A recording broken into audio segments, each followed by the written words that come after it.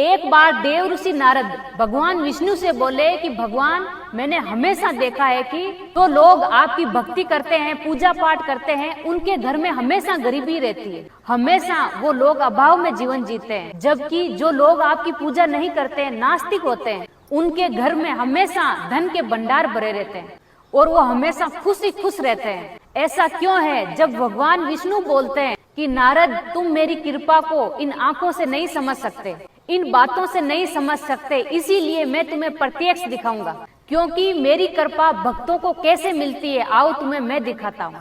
ऐसे कहकर भगवान विष्णु एक सन्यासी का वेश बना लेते हैं और नारद भी सन्यासी का वेश बना लेते हैं और दोनों पृथ्वी पर आते हैं। पृथ्वी पर सबसे पहले आकर भगवान विष्णु और नारद सन्यासी के वेश में एक सेठ के घर जाते हैं और दरवाजा खटखटाते हैं और सेठ दरवाजा खोल के बाहर आता है। तो सन्यासी बने भगवान विष्णु कहते हैं कि हम कई दिनों से भूखे हैं, हमें भोजन करवा दो या फिर कोई भोजन करने की व्यवस्था कर दो।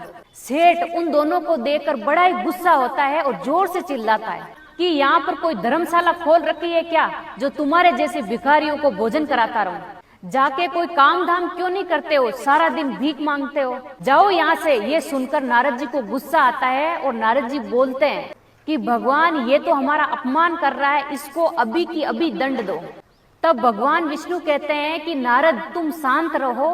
सेठ की तरफ देखते हुए कहते हैं कि तुम्हारा कल्याण हो और तुम्हारे अन्न धन का भंडार भरे रहो।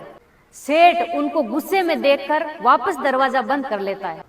दोनों सन्यासी आगे बढ़ते हैं और नारद बोलते हैं कि भगवान, ये आपने क्या किया?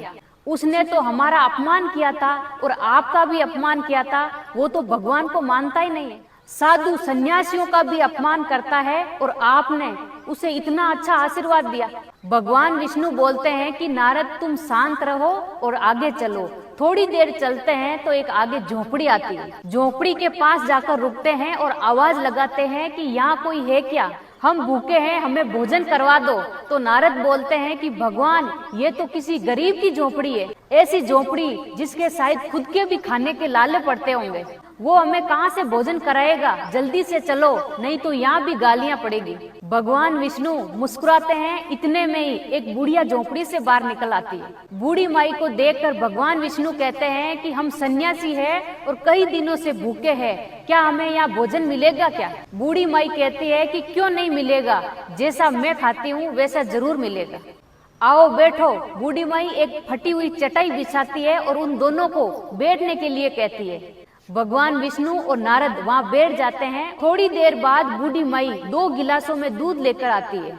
दोनों के सामने रखकर बोलती है कि महाराज, मेरे पास एक गाय के अलावा कुछ भी नहीं है, जो मुझे इतना दूध दे देती है जिससे मेरा भरण पोषण हो जाता है, इसीलिए मैं आप लोगों के लिए दूध लेकर ही आई हूँ, इसे पी लीजिए, आपका पेट भर जाएगा।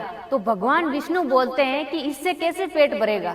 बूढ़ी माई कहती है कि मैं अपने श्री हरि को इससे रोज भोग लगाती हूँ और उसके बाद ये चढ़ावा ले लेती हूँ, तो ये चढ़ावा भगवान हरि का है, आप ले लीजिए। ये सुनकर भगवान विष्णु भी पी लेते हैं और नारद भी पी लेते हैं।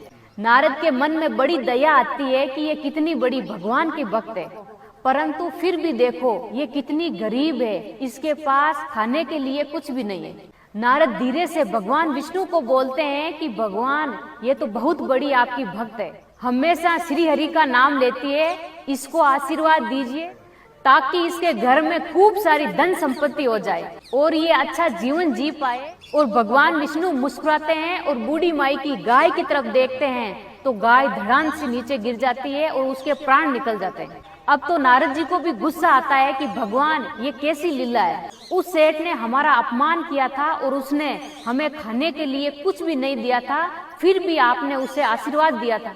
उसको तो आपने आशीर्वाद दिया कि तुम्हारी धन संपत्ति से तुम्हारी तिजोरियां भरी रहेगी, और ये बूढ़ी माई जो तुम्हारी सेवा करती है और भगवान का नाम लेती है, इसके पास सिर्फ अपना जीवन चलाने के लिए एक गाय थी, उसका भी आपने प्राण ले लिया। भगवान विष्णु कहते हैं कि सुनो नारद, अब ये बूढ़ी माई ज्यादा दिन तक जीवित नहीं रहेगी, इसकी मृत्यु धीरे धीरे निकट आ रही है, परंतु इसके मन में हमेशा यही चिंता रहती है कि मेरे बाद मेरी गाय का क्या होगा, कोई इसे मार देगा या इसे कोई खाना नहीं देगा तो ये कहाँ जाएगी। जब ये पूजा करने बैठती है तो इसके मन में ये गाय गाय घूमती रहती है। ये हमेशा पूजा में यही कहती है कि भगवान मेरे बाद मेरी इस गाय का क्या होगा, जिसकी वजह से इसकी मुक्ति नहीं हो पा रही है, इसका मन इस गाय में अटका हुआ है।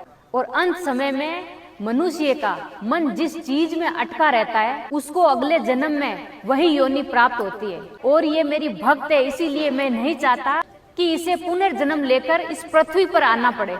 मैं चाहता हूँ कि इसका मोक्ष हो जाए और ये हमेशा हमेशा के लिए बैंकुट धाम चले जाए। इसीलिए मैंने इसकी गैया के प्राण हर लिए।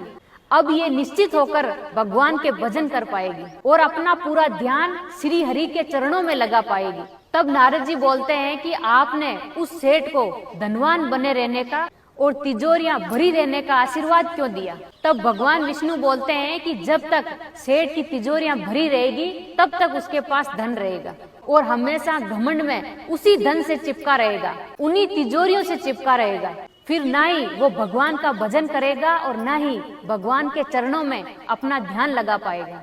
और अंत समय में भी जब उसका मन उसी धन में अटका रहेगा तो अगले जन्म में तो उसे सर्प की योनि लेकर आना पड़ेगा या फिर कोई कीड़े की योनि लेकर आना पड़ेगा। फिर पृथ्वी लोक पर आना पड़ेगा और फिर अपने पापों को भुगतना पड़ेगा। क्योंकि जो लोग भगवान का नाम नहीं लेते हैं उनका अपमान करते हैं, जो साधु संतों का सम्मान नहीं करते हैं उनका अपमान करते हैं, ऐसे लोगों को मैं पसंद भी नहीं करता और अपने पास भी नहीं आने देता। इसीलिए नारद, जो मेरे भक्त है मैं उनको उतना ही देता हूँ जिससे कि वो अपनी भक्ति से छूटे नहीं और मुझे भूले नहीं। अगर मैं उनको उनकी आवश्यकता से ज्यादा दे दूंगा तो वो मुझे भूल जाएंगे और मैं नहीं चाहता कि मेरे भक्त मुझे भूल जाए। क्योंकि भक्ति का अर्थ पाना नहीं होता है, भक्ति का अर्थ होता है छूट जाना, मुक्ति हो जाना, मोक्ष हो जाना। कहने का मतलब ये है कि आप भगवान की भक्ति करते हैं, भगवान का नाम लेते हैं, फिर भी आपके जीवन में बहुत समस्याएं, बहुत मुसीबतें आ रही है, तो ये मत सोचिए कि भगवान आप पर कृपा नहीं कर रहे हैं। हो सकता है कि भगवान आपको बहुत ज्यादा प्रेम करते हैं और वो नहीं चाहते हैं कि आप उनको भूल जाएं।